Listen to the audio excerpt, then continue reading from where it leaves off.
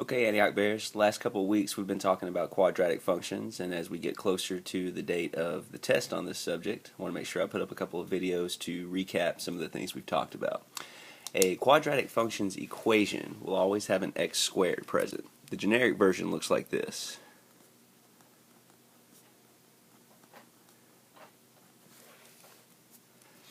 The presence of the x squared means that the graph of the equation is going to produce what's called a parabola, one of these shapes. It may be an upward opening parabola or a downward opening parabola. The a is important here. If the a value is positive, your parabola is going to open upward. If your a value is negative, it's going to open downward. This applies as long as you have y by itself. If you don't have y by itself, make sure you make that happen first. The graph, as we've already kind of discussed, parabola shape, upward, or possibly downward.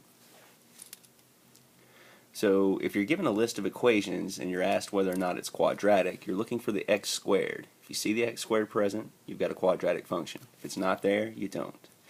If you're looking at a list of graphs and you're asked to identify which ones are quadratic, you're just looking for the parabola shape. If you see that, it's quadratic. If you don't, it isn't. The table, however, is a little bit different.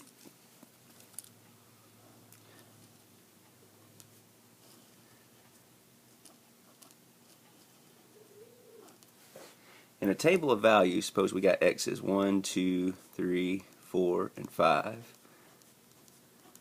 And we have y values of, let's say, 0, 3, 8, 15, and 24. If you're given a table or a list of tables and you're asked to identify if they're quadratic, you're looking for something called the second differences. What you do is you notice the changes in y. If I go from 0 to 3, I've gone up 3. Going from 3 to 8, I've gone up 5. To go from 8 to 15, I'd have to go up 7. And to go from 15 to 24, I'd have to go up 9. These are known as the first differences. If the first differences are exactly the same thing, then you have a linear function, something that produces a straight line graph. Notice we do not have that here, so this is a different type of graph. If it's quadratic, the second differences will be the same. So you take your first differences and you do that same process again. To go from 3 to 5, I'd have to go up 2. To go from 5 to 7, also up 2. And to go from 7 to 9, I'd have to increase by 2 again. The second differences here are exactly the same, which makes this quadratic. It would produce a parabola. The vertex of a parabola is the point where the parabola shifts directions.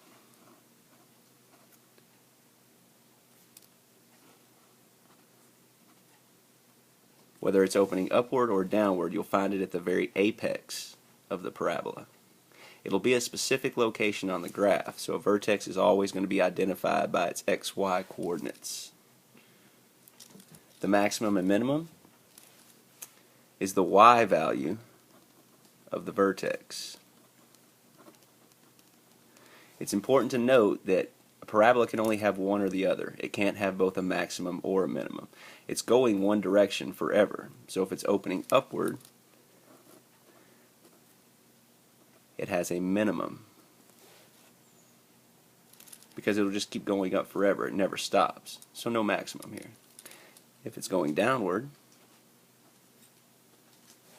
it has a maximum, a high point. That's as high as it will ever go, but it goes down forever. The domain and range of a parabola? The domain is actually quite simple. No matter what kind of parabola you have, the domain is always all real numbers. Every value of x can and will be used at some point. The range, however, must be shown with an inequality. The range refers to the y value, so use y. And depending on if you have an upward opening parabola or a downward opening parabola, you'll use an inequality symbol, either greater than equal to or less than equal to. And the number will be whatever its maximum or minimum is.